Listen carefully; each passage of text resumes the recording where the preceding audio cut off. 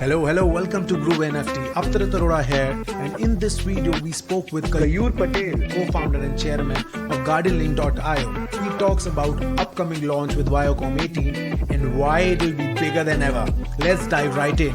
I welcome you to GROOVENFT, Mr. Keyur. It's been a long time coming. I congratulate you and your team of GUARDIANLINK, joining this NFT ecosystem, which is right now not supported by masses. So as GUARDIANLINK was founded in 2016, and it's been a long time coming. It's been already like 5 years in how it is going mainstream with the NFTs. Tell me how have you evolved? Sure. So GUARDIANLINK was, there are three founders who started kind of not GUARDIANLINK, but got into blockchain in 2016. GUARDIANLINK was only founded two and a half years back when I got introduced to the founders, and NFT was the space that we discussed, and nobody talked about NFT there. I got very excited and we joined hands, and actual GUARDIANLINK was only a little under 3 years old, and we decided to build a product out of it. I had a vision to build a product. I come with 30 years in US, and I had a vision to build a product for NFT with them, and they had a vision which was completely similar. So we ended up building a NFT white label product for the brands and the creators and the artists. Around last year, October, was we launched India. But before then, for a year, we've been launching a lot of NFT venues across Europe and a little bit in US, with smaller brands, smaller artists, smaller bands. And then we ended up started seeing a trajectory of bigger brands coming to us. At which point we decided we need to own India, and we launched Amitabh Bachchan, starting Beyond Life. And since then, I think the market has also moved very fast in India.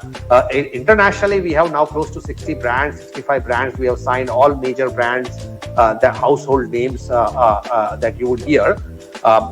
In India, right after Amitabh Bachchan, we saw Viacom as one of the big brands. We are now about 9 or 10 additional brands we are launching in the coming quarter. And we are seeing a tremendous push into including celebrities, including athletes. We are seeing all of them that we have kind of garnered respect from in terms of the validity of what we can do in terms of designing the NFT, designing the drop, making it successful, building the technology, all of the above. That's lovely to hear. Even the Stanley's Chakra, it is one of the phenomenal NFTs which has come out. Yes. And one more thing to add to that, I feel it's fairly new in Indian market. Last year it got a lot of buzz. It's going through, but I feel one challenge is, how are you planning to educate the masses? How can we make it mainstream, like social media, like everybody's just talking about NFT. Right now it is more of a culture for Gen Zs. So how are you combating that? So I think every technology has to go through a curve, right? When the mobile phone came, there were certain early adopters of mobile phone. Right. When the internet came, so like every other curve, we are going through. Gen Z is the first adopter, and they will continue to be leading the journey. All the time. As the time grows over the next 10 to 18 months, you will see that this NFTs will grow from just a sheer art or an expression or a tradable asset to utility-based assets, and gaming will play a big role in it. So as gaming adopts this, NFT will become more mainstream, and gamers are people of all shapes and sizes. They could be a 15-year-old, they could be a 30-year-old, they could be a 45-year-old. They all game in different ways and use different ways. So that will expand the market, and then more traditional utilities will come, financial utilities, derivative utilities, communicating utilities. So then that will expand the market. We are also launching something very mass scale in the coming months. It's a very mass scale brand. To kind of bring the NFT to the masses in some ways, to the tier 2, tier 3 cities, and we are actually already in process of that. Would you like to throw some light on this? This is very important. No, I can't. We are under a contract and NDA, but you will hear it very soon. Looking forward to it. And you have launched into 60 to 65 marketplaces right now. So any future collaborations, partnerships in 2022, like Chakra came out, like Stanley's. So anything which our viewers would like to know about it? Certainly, I cannot talk about it because then the whole idea of reveal goes away. But you'll see some serious, music artists come on live on Beyond Life. You'll see serious artists, some athletes come on live. You'll also see lot of other activity, like we launched a metaverse wedding NFT, and people didn't realize how popular it is. It's trading 10 and 20 times. I think Fully Faltu is yet another big reveal. With the type of NFTs you'll see in Fully Faltu is going to blow people's mind. It is the international quality NFTs that will even make Stanley's NFTs look like this is even much more relatable, because they're a hybrid fusion of India and international, so it's more relatable. Yeah, the mix of East and West. This is the trend, it's coming, the fusion all the time. We Gen Zs, we like always want to go about something from the West and the East to have that cultural heritage intact. People view Indians in a very different space. So that's really great.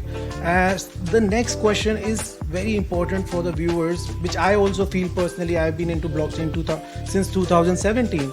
So I feel since the inception of cryptocurrencies, security malfunction has been its major concern.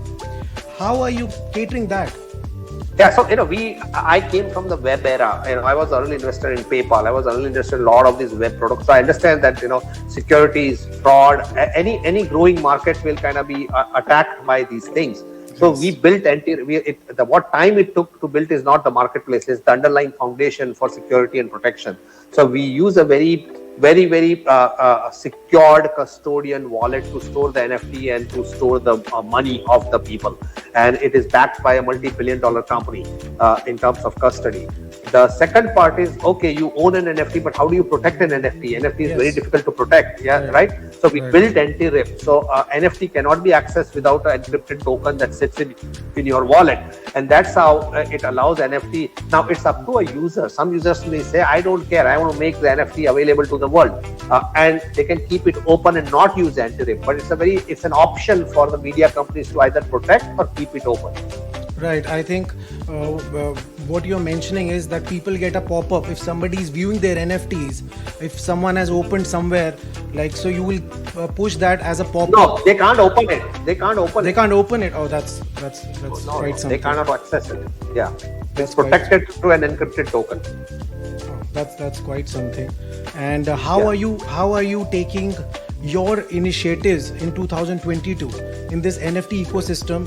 Like you mentioned, a lot of musicians will be coming in. We are GROOVENFT, we are in NFT and musicians. So we have a lot of big community following the artists who are going in the NFT space. So any NFT music related project coming up in 2022? Yeah, lots of them, both internationally and locally. And we are, it's not about just dropping an album or dropping a single or doing something. We have done a very, very creative process where you'll see the NFT is going to have a very unique value associated with it. Thank you for joining us today. It's been a pleasure to have you. Thank you.